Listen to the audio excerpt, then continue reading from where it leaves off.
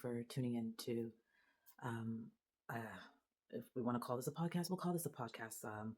I feel like this is just going to be my platform to not just vent, but to also be a voice to my autistic son, and I hope to other um, children and adults who um, have autism, ADHD, or any type of disability where they just feel like there's not a place. They feel like there's not a place for them in society. And I'm just here because I'm just going through a lot, not necessarily in regards to my son. I'm going through a lot in regards to the world and how the world treats my son and even me, to a degree, as his parent, as his carer. And I just the reason why I started this is, and I'll share my story with you. I My son has been taking swimming lessons, and he's 9 years old. And as you know, any parent who has a child with autism, and my son is autistic with ADHD, from the time you find out that they're autistic, it's just never ending filling out forms, um, uh, doctor's appointments, but particularly, just having to constantly fill forms out, constantly do research to make sure you're finding the right things for your child. And so my son, we moved into a new area, the area that we were in before. So we live in the United Kingdom. And, I do follow a lot of people on social media who advocate for those with autism, but it's primarily in North America. But I'm not in North America. I am North American, but I don't live in North America. I live in the UK. And I feel like there's just not enough support. There's not enough um, just like educated individuals to help assist our kids. When your child is diagnosed with autism, you're pretty much just told the diagnosis, and then you may get a couple of pamphlets, and then they usher you on your way to try and figure it out. Um, though at least that's how I feel. And it's a learning curve. Every single day is a learning curve when it comes to my ability to be a parent to a child with autism and now ADHD. Um, and just think about what I just said. Every day, it never stops. Okay, my brain doesn't know how to shut off at nighttime because I'm thinking of something, and just anything and everything just flows through my mind. And I wish I could shut off. I wish I could find ways to do it, and I've tried, but it just doesn't happen. I cannot shut my brain off. And he's not my only child. I have 4 children, and they're all within the ages of 2 and 9. So you can imagine my life is hectic. Okay, and so my eldest son is autistic, and I have another son who we're waiting for his assessment. In regards to, well, he had the assessment. We're now just waiting. That's another story in itself. He's had his assessment, and we're now waiting to hear back whether or not what the doctor, and I shouldn't say what the doctor said. So there's the pediatrician, and then there was the doctor. I'm not using the right terminology, I'm assuming, but the doctor was the one who had sat in and observed and asked questions and whatever. And then that doctor will take their findings and then give it to the pediatrician, sit down with the pediatrician, in which then they'll decide the next steps. But like I said, that's something else I'll talk about later on. Let me just focus on why I'm here right now and why I'm starting this. So my son, my 9-year-old son, at the beginning of September, and we're now in November. Yeah, I I spent hours searching for swimming for him, his sister, and his brother, and even the youngest one. But then I decided she's too young right now. I'm going to wait for a bit because it's just too much to handle. And so I came across a couple and I narrowed it down, and I decided that my son was going to go to this particular swim school. And I left the message explaining my situation. And this is what I always do. I always explain to people that if I'm looking for my son to learn something or be a part of something, they got to know. I'm not going to just say, here's my son. No, I need you to know about my son and his disability, right? Because I'm just not handing him over to anyone and everyone, right? Not everyone can deal with a child with autism and ADHD, right? So I make it very clear to people about my son's needs. So when I did that in an email and I got a call back that same day, I explained to the person I spoke to at the school, the swim school, that look, I know my son, and I can tell you right now, I cannot put him in a group setting. He needs one-to-one swimming lessons because, like I said, prior to us moving to this town, we were in another town where he was taking swimming lessons, in which I put him and his sister in one-to-one lessons, which they were doing wonderful. They were doing amazing, particularly his sister. My autistic son, though, he was just trying to adapt to he loves the water, but it was like if you try to make him go backwards, he would just freak out. So he had an amazing teacher who was able to just he just I don't know I guess he had they said yeah, he had experience working with autistic children, and I just loved everything about him. And my son was comfortable around him.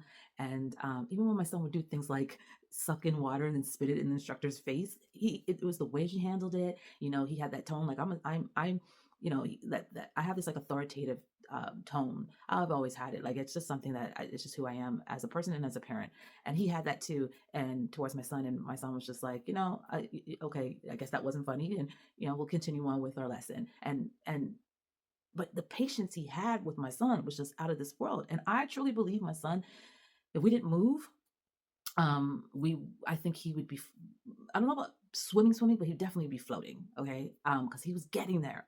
So I figured, okay, moved into this new town, and I need my son to learn how to swim. I need all my kids to learn how to swim because I just, one of my biggest fears is just them getting into water and I can't save them because I don't know how to swim and they drown. Or my son, who likes to wander sometimes, uh, if I'm not, like, what if he just happens to wander into a situation where he goes and there's just happens to be water and he thinks he can go in and everything's going to be cool, and the next thing he drowns. It just always plays in my mind. And I don't think I'm the only person who thinks this way as a parent, whether you have a child with a disability or not. So I explained to the center, I said, listen, I know he can't be in a group setting. It's just he has to be focused, and he needs one person to focus on him. When there's too many people, or not even too many, it could just be even 2, 3 other students, he won't focus. They're like, yeah, yeah, yeah, it's okay, it's all right. We can do that for you. And then I was just like, does your staff, are they trained to assist those kids with autism? And they're like, yeah, of course. Like they said, as if like, why would you not think that of us? Um, and down to the point where they were even like, we have many kids who are autistic and on the spectrum who come in and are being taught how to swim here. So I was like, okay, good. I'm feeling good about this. So I was like, you know what? Cool. I'm going to sign my 2 sons up and my daughter up. So I do that. So because my son at the time wasn't 4, he was like, had a couple more days before he was 4, or weeks, I should say. His swim lessons started later in October, but for my son and my eldest son and my daughter, they started pretty much the next week, like days later. And so, like, I'm not even gonna get into like how, like, the first day for my son, like, when you have an autistic child, you want to be able to give them like that step by step, like scenario of like what to expect, because everything, when they come into something new and different, the environment, the sounds, all that, you want to prepare them, right? So I take my son and I'm like, you're going swimming, and I'm just and you're going to swim again, we're going here to this pool, and he loves it, like, if he just loves swimming. So we're waiting, like, okay, we're supposed to start now. And we see all the swim instructors on one end of the pool, and they're just chilling, talking. And eventually, they all get their asses up and start walking in the direction of the kiddie pool. And as they're walking, they're not even like ushering kids to get in to go into the pool, whatever. So I'm like, okay, what do I do? Where do I go? I don't know. So I catch one guy coming. I said, excuse me, my son, can you let me know who his teacher is? He has one-to-one lessons with a private instructor. And he's like, but we don't do that. And I was like, what are you talking about? He sees my son's name on the list. There's another child in the group with him. He's like, but there's only 2 people, so you don't. I mean, there's not going to be a lot of people, whatever. And I'm like, okay, that just irritates me. So maybe days later, I can't remember. It was like within the week, I emailed the manager and I explained my situation, and I said, hold on, I told you guys I wanted a one-to-one. Then they come and they're telling me like, oh, well, we don't do that here, and I'm sorry whoever told you that was wrong, but you know what, you should, why don't you give your son a try, because our staff, they are trained and they're fully equipped to deal with children who are on the spectrum. And so I was like, So I was like, okay, well, in my mind, I'm saying I worked so hard to find a place, and And I know it's going to be a struggle because even the places that were on my list, they either were full, they didn't have space. And so I was like, okay, it took a lot out of me. So I said, I'll keep my son in for now. But I'm just letting you know, I am going to be looking for somewhere else to put him in because he needs one-to-one. He can't be in a group. And they're like, okay, cool, fine. So every week's gone by, goes by. Once a week he goes, and the first couple of times, like, I'd ask how was he, but no, he was good. He was good. Okay, cool, good, excellent. So this week, so now we're November, mind you, he started in mid-September. So I take him every week. Everything's fine. I go and collect him, and everything's fine after every swim lesson. So I'm sitting in my house, about to get my daughter from school, and I get an email this week, and the email pretty much was stated that from the manager that due to that they can no longer have my son take swimming lessons at their center due to the fact that they feel that my son is a health and safety risk. And I just remember being like, my mouth dropped, and I'm like, what the? And I was like, hold on. You're gonna send me an email. You can't even have the audacity to pick up the phone and call me and discuss this quote unquote issue that I'm now hearing for the first time ever. Like, no one has ever said anything about my son or his behavior or whatever it is. And you tell me he's a health and safety risk, but yet, you don't even explain to me what those health and safety issues are that you have with my son. And then you just at the end say, but you can go to this so and so center here because they may be, you don't even know if they are, they may be more equipped to teach my son and handle his needs at the same time. I was so infuriated. I can't begin to tell you how my whole demeanor, my whole attitude, my feelings inside, how I went from everything just dropped because it really aggravated me. It really pissed me off because I was like, now because I don't know what's happening, but now I have to go and tell my son who enjoys going swimming every Friday, and now he knows the routine that every Friday he goes swimming, that he can no longer go swimming there anymore. He'll see that his sister goes, but he can't go. And I was just like, I was almost in tears, but when you're so mad, you can't even daggone cry. You want to like punch somebody. That's how I felt. I felt like betrayed. I felt my son was betrayed because they sat there from the beginning when we had the first conversation, and then even after when I emailed them, because when I noticed how no one came and spoke to my son and introduced themselves and to make my son feel comfortable on his first day, I sent them an email telling them that your staff is just like, what are you kidding me? Like, my kid is autistic, and I said, if you know anything about autism, you know that change is a huge thing for kids who are autistic. And it would have been nice if someone had addressed to me and my son who his teacher was going to be, introduce themselves to my son, guide my son to the pool, make my son feel like he's welcome. Nothing. It was nothing like that. So I complained. I was like, come on. And I got a sorry and from the manager. And then, that's why that whole part I was telling you about, that when I said, well, I'm going to continue looking for a new place because I need a one-to-one. So anyways, so when, when I got this email now, and I was just like, but all the communication that we had by email and by telephone, y'all stated that you guys are all about, inclusiveness and diversity, and your staff are trained to teach kids with autism. And but that wasn't but I'm like, but now you're sending me this email telling me my son can no longer be a part of the swim school, and you can't even explain in detail as to why. And you think I'm just going to sit there and just allow it and be like, okay, cool, whatever. Well, thank you for your email, and I do appreciate you telling me this, and I will look into that school that you mentioned. Hell to the no. Are you mad? Oh.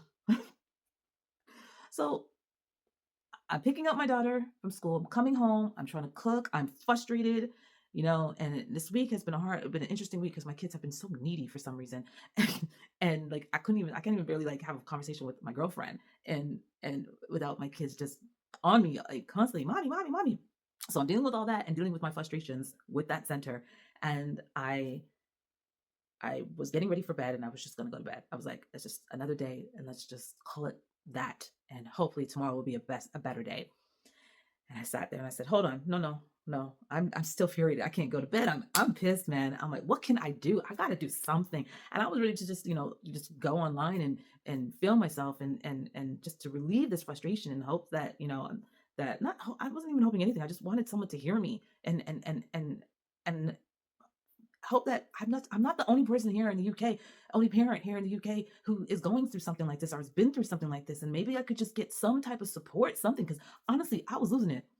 So I was like, something just said, contact your local MP and your counselors. And I looked them up.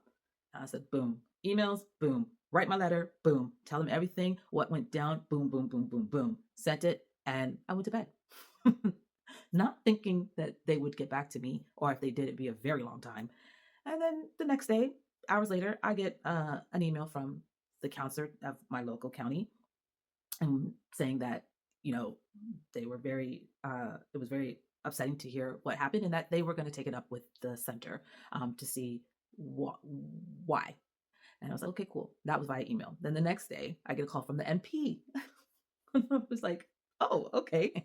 and and it was their assistant, but she had assured me that the MP read my email. Mm, we'll see. But like, I mean, I really shouldn't say it like that because she was incredibly nice, incredibly sympathetic towards my thoughts, my concerns, my needs. And she said that they were going to investigate this with the center and then get back to me. And if I had any more communication with the center, to also let them know the outcome. So I should say, so I did say, like, so that all in that day, I sent a message to the counselors of my town and then the MP of my county. And then I also sent an email reply back to the center. And now we're on day 3 of me getting that email and replying back, and I have not heard from them at all. And I just think it's ridiculous. And there's a part of me that like I was there today because my daughter had her swim lessons, and I was just like, I couldn't even stay in the center. As my daughter had her swim lessons, I just went around the block 2 times just walking because I just needed to walk and just release frustration and just, try to like bring myself back to, the nucleus of my inner self. And it was good. It felt really good to do that. However, it's still pissing me off that I have not heard from them. I've heard from the MPs literally within 24 hours, but I haven't heard from them. Like, I don't get it. You know what I mean? But when you want my money, oh, you'll be on me like white on rice, but you can't even reply back to an email that you sent me. Let's make that clear. They sent me the email and I haven't heard from them. So, anyways, the whole point of um, me coming on here and it, starting this podcast is because the UK and maybe people who are listening to this around the world may also agree within their country and how they react, respond, and support those with autism in the UK. I'm gonna keep it real. It's horrible. It's crap. Okay. Um, there's not enough being done to help support our children and their needs. And I feel like here in the UK, all when you get a diagnosis of autism and even ADHD, my son, they automatically. But I'm going to focus on autism, right? Because ADHD was a diagnosis last year for my son. Okay, but he was diagnosed with autism from the age of 3, and but it was like I feel here in the UK that when they are labeled that they're autistic, they see them as a child or an individual that cannot thrive in life, that are not smart, and um, just won't amount to anything that the quote unquote typical quote unquote normal child can can do whatever. And I'm just like, oh, the stigma is just insane. And not only that, the pressures I have as a parent to my child, my autistic child, and how the public treats me and even him when he's just being himself, and himself meaning he loves to stim. He can be loud when he stims, and even when he's not loud, he's such a sweet child. And I'm not saying that because he's my kid, but he genuinely is that type of kid who will go up to people, random strangers, and say, "Hello, how are you? What's your name?" most times I do get people who are, who will engage with my son. But then there's those ignorant people, I'm gonna call it as it is, who I always do it, like they want to be starting something, got to be starting something. It's like I can't begin to tell you how many how you call it arguments, you can call it confrontations. Like I've never, like, not to the point where it was physical, but like where I had to stand my ground and puff my chest out to stick up for my son because someone's telling him to shut up, someone's telling me that I need to control him, or whatever. It, it's almost on a anytime we go out, it happens like almost all the time.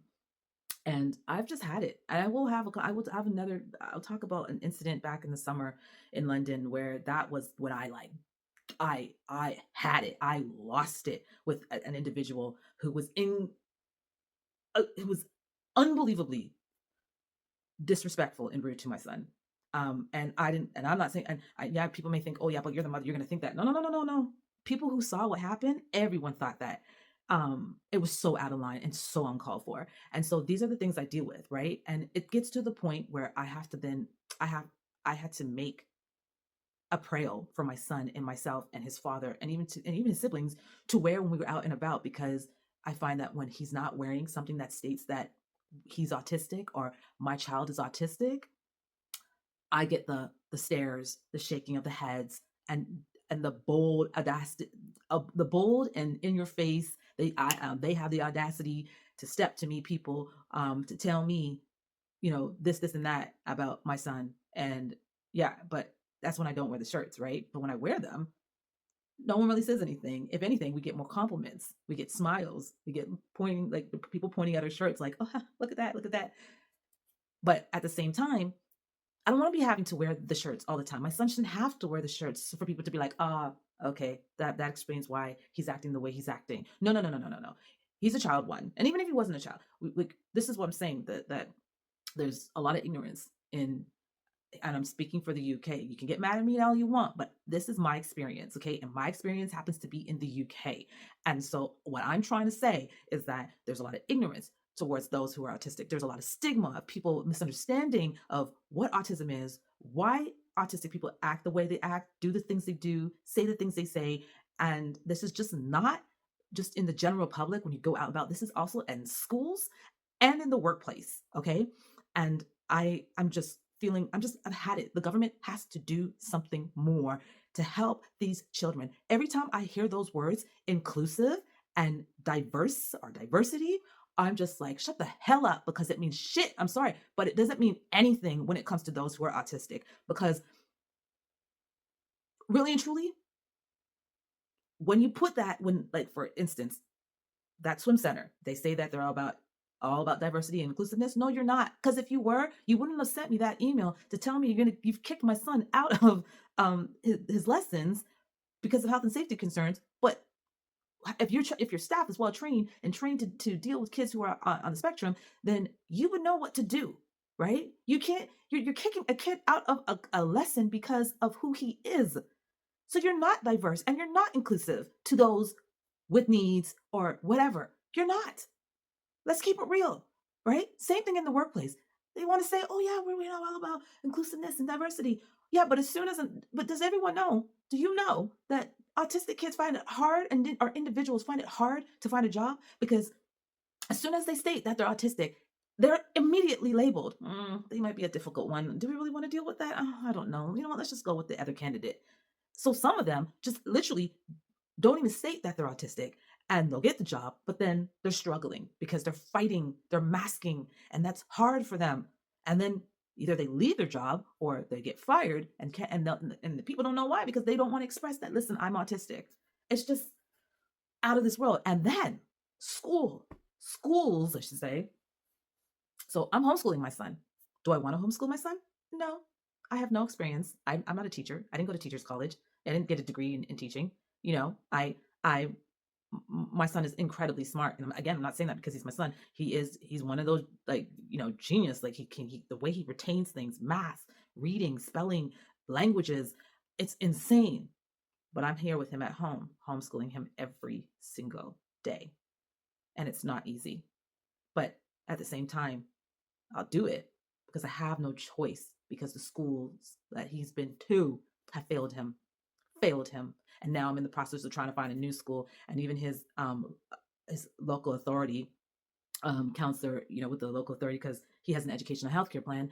Um, I'm sorry, and if she's seeing this, I really don't care, but she ain't no help either. Like, I just feel like I have to be on top of everything with her. And that's what I've come to learn. Ain't nobody fighting for your child but yourself. You got to be your child's biggest advocate, because if you're not, ain't nobody doing it. Okay. So I'm always having to be on top of her. Sometimes I'm repeating myself and I'm like, yo, like, what the hell? Did we just had a conversation about this? Why are you coming to me with this crap? Why are you telling me this? You know the situation. I just done told you. So why are we beating around this freaking bush? Like, you're wasting my daggone time. I don't have a lot of time. I'm a mother of 4. I'm a homeschool mother of 4. Stop wasting my freaking time. You're getting paid to do this. Do it properly. You're the one who's educated. Do it properly. Do I have to get a job now at the local council and do the job properly and show y'all how to do it? I guess so. Maybe I should, because honestly, I don't know who they be hiring in these places. Straight up. But the schools are horrible. The teachers. If you're lucky to find a teacher. So there was one teacher, and when my son did year 1, and she was amazing, but then she left to go somewhere else. And even his what do you call them, his PAs, I guess, they were also good. And, like, again, it's something I'll talk about, because there's just so much to talk about that I want to share with people. And I want people to share their experiences with me, because I feel like we can all grow from this, and we can all be a voice, and hoping that one day things will change, things will get better. But teachers also need to learn how to work with kids with disabilities, or kids with autism, because you've got your SENS teachers, and then you've got the mainstream teachers. And I'm talking about the mainstream teachers, okay? They need to have a better understanding, because there are some kids who can thrive, but they have those moments. They have those things that happen where they need to just express, they need to breathe, right? And these teachers have to understand that. You have to understand when a child comes into your classroom, and if you need to know the signs that say they're not even diagnosed, but if they are, you got to know how to talk, how to handle, how to work with these kids. You know what I mean? And, like, that's the problem. You can't be coming to the parent every freaking day when they picked up their child saying, "Oh, Johnny was he wasn't behaving today," or "Johnny, he did this today. He ran out of the class. He ran into the bathroom and locked himself in the bathroom." But his situation. Johnny's situation. I When my son was going to school for the first 3 years, every year when he had a new teacher, I wrote like a 4-page letter introducing who my son is and what he's all about. And I would give it to the teacher, because I wanted them to know, this is what you're going to get. This is what this is what to expect. And this is what I need you to do to make it work for him. Right. And the teachers would always be like, "Oh, wow, this is wonderful. This is amazing. Thank you. I needed this." So it prepares me to help him. Right. But by year 2, it just went, yeah. And I just was like, my eyes open to realizing that teachers need whatever they're learning in school before they become a teacher. They have to somehow implement in the whole program a section that deals with kids with autism and disabilities on all levels.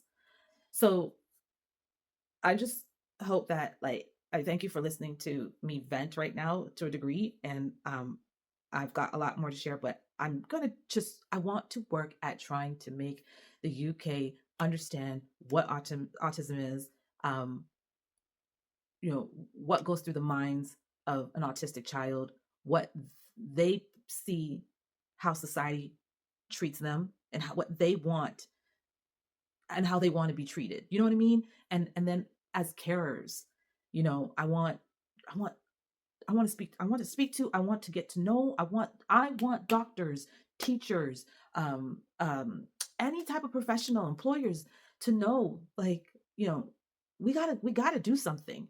Something's got to change, because we cannot treat these kids like they have no ambition. There's not going to be nothing for them because of who they are. Are you mad? Like, the fact that people are already thinking that, just goes to show how this country, this nation, is not even close to helping those with diverse needs and making it an inclusive environment for them. Absolutely not. There's a lot that needs to be done, and Parliament has a big role. a huge role. And I'm going to fight. I will continue to fight. I will go on this platform and I will talk my ass off about the situations I have been dealing with, and what works, what doesn't work, what craziness I've had to deal with, just to fight to give what my son needs. And even then, I am still fighting. This is not an easy road. But it could be a lot more easier if we have those professionals who are in this this realm, this world of autism, who they're supposedly quote unquote study, supposedly know they have their research and all that. Let's all come together. Let's all unite, and let's all try to make this world a better place for our kids who are on the spectrum. Because I know in a few more years, my son's going to be a man. He's going to be an adult, and I don't want him to. I don't want him to suffer. I don't want him to think that things are just hard because of who he is. And why can't people accept him for who he is? And people need to know. People need to know. Like, it's just a thing that when you meet someone for the first time, you're like, okay, and know how to switch it. Like, I don't know. But I'm tired of crying. I'm tired of being mad. I'm tired of not sleeping because I can't turn my brain off. And I'm tired of just the straight up ass ignorance in this world, in this country. And this is going to be a platform to fight that. When I start to hear those words, inclusive and diverse, I will be like, yes, you're right. But at this moment in time, there's a piece of shit. There's a bunch of shit. I'm sorry, but it is. It means nothing. It means nothing. And I mean, it may mean something in the whole, if I'm saying, like in the whole gays and, LGBTQ, whatever, community. Yes, that might make sense there, right? But why is it only making sense for them, but not people with disabilities? When you think about it, there's we need to be making it for everyone, right? Not just for one set of individuals. No, because I know that if we were to take out everything I said in the sense of, let's say, employment, kids are, individuals are not getting employed because of their autism. Well, what if we did that to somebody who was gay and you found that they were gay? It would be a huge issue, right? So we can't just make things fair for one set and not for others. And that's why I'm saying I don't believe in this whole inclusiveness and diversity, because in my eyes, my experience, I don't see it. It's not happening for my baby. It really isn't. And until I see change, I'm sticking to my gun with that. Things have to change. So thank you for listening. And yeah, all you parents out there, anybody who's feeling, I want to hear what is going through your minds. Let's talk. Let's make this a platform where we can just talk and make a difference. So thank you. Y'all take care, and we'll meet again. The journeys of her life, fun, real, and hard sometimes. The memoirs.